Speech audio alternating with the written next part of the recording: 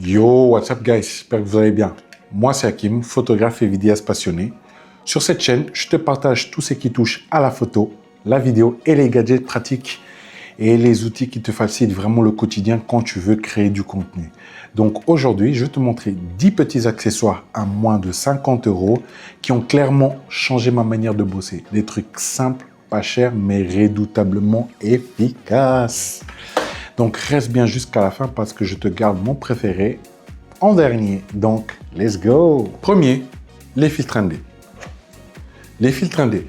Franchement, les filtres 1D, c'est indispensable pour filmer, que ce soit à l'extérieur ou avec une grande ouverture sans cramer ton image. Tu contrôles ton exposition sans toucher à ta vitesse ou à ton ouverture. C'est un peu comme des lunettes de soleil que pour ta caméra, sauf que tu n'as pas l'air bête.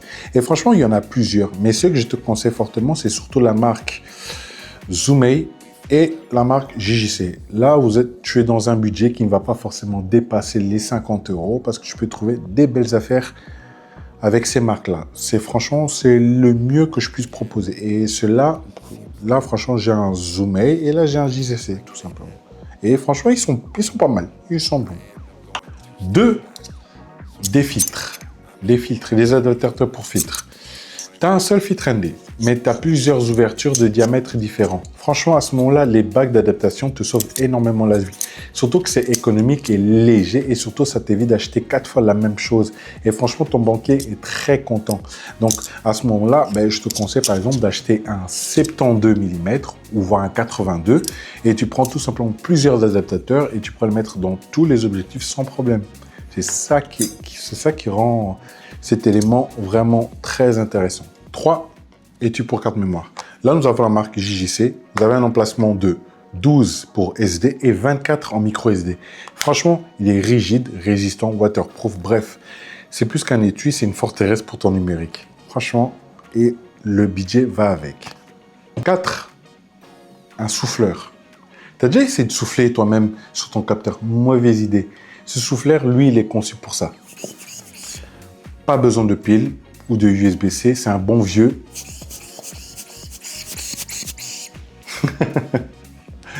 5, lecteur de cartes. Là, nous avons la marque Upgrade. Tu branches, tu transfères, tu repars. Il est rapide, compact et t'évite d'attendre 15 ans pour que tes rushs s'importent. Surtout quand tu as déjà un retard de montage que tu devais rendre hier. Je ne parle pas en connaissance de cause.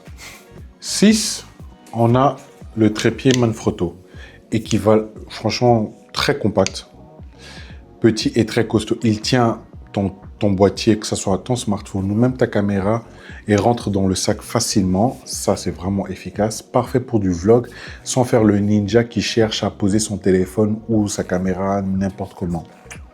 L'inconvénient avec celui-ci, c'est que tu ne peux pas le mettre en vertical, donc c'est uniquement à usage horizontal. En 7, le support Ulanzi, très polyvalent. Franchement, il n'y a pas grand-chose à dire sur celui-là. Il est efficace quand tu veux faire du behind the scene. Franchement, c'est le Lego de créateur quand tu veux modeler ta caméra à ta guise. 8, les powerbanks.